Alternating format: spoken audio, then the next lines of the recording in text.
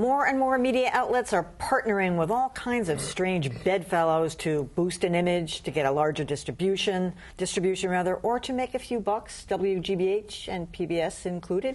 But one such partnership between WCVB and NStar struck us as particularly strange.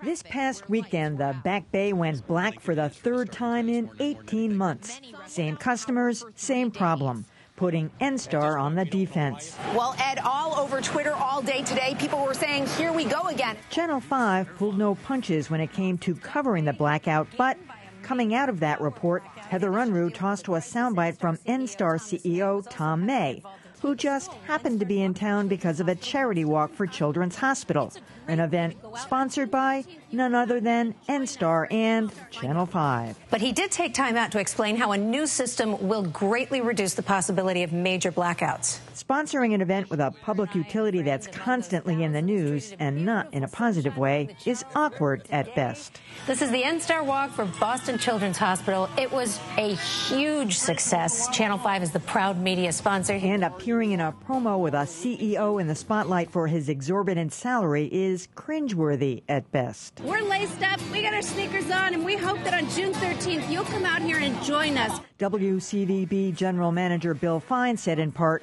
"We are a news organization and a member of this community. We are all presented with potential conflicts. We covered the blackout from start to finish and more thoroughly than anyone else that day on all our platforms." Fair enough, but still awkward. I think the problem I have here, and I felt this, by the way, going way, way back, even during like the Jerry Lewis telethon, when you have your primary anchors involved in such an intimate way with any kind of outside organization that has a potential to be a news story, and certainly NStar is a news story. It's been an ongoing news story.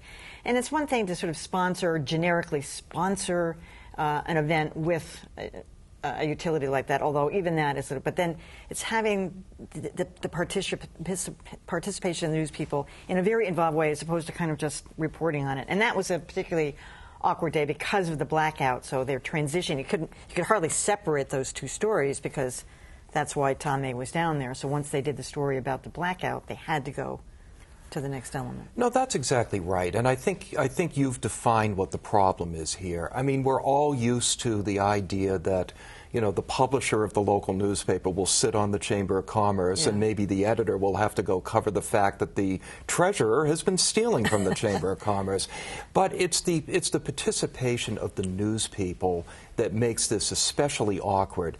And I think this is one of those situations where if it hadn't been that there had been a blackout that day, it would have passed without notice, but it shouldn't have passed without notice because the news side people should not be participating in what the business side is doing. And here, Channel 5 really kind of got caught because of the fact that the lights did go out. The most painful part for me was, we didn't see it on screen just now, but was Heather Unruh's intro to the story on the blackout. She began saying something like, "Another blackout in the Back Bay today, and NStar working really hard to get it taken care of super quick." Excuse me. So it was this very Pollyanna-ish presentation.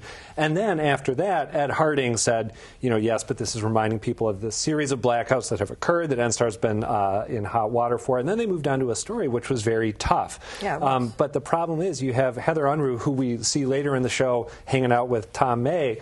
You know, you have her giving this kind of puff piece intro to something that happened that was bad, and it just points up the risks that we're talking about here. Yeah, I mean, given everything that's been said here, I thought they handled it pretty well because I looked at the story, and the story itself about the blackout was, you know, extremely well done.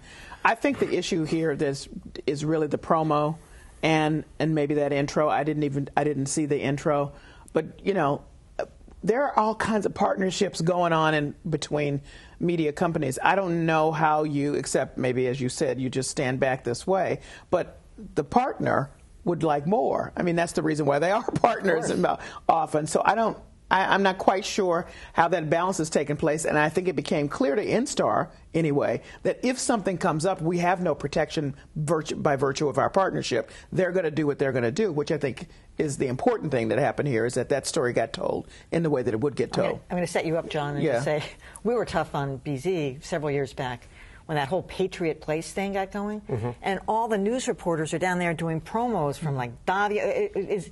Promos disguised as a news story. You know, oh, Davio's is opening and one store after another, and you know, I felt the same way about that. Well, and you've complained in the past about promos where basically promotions for network programming are done as news stories, which is something I think we've all... Or that Toyota thing you guys run on the radio, which is...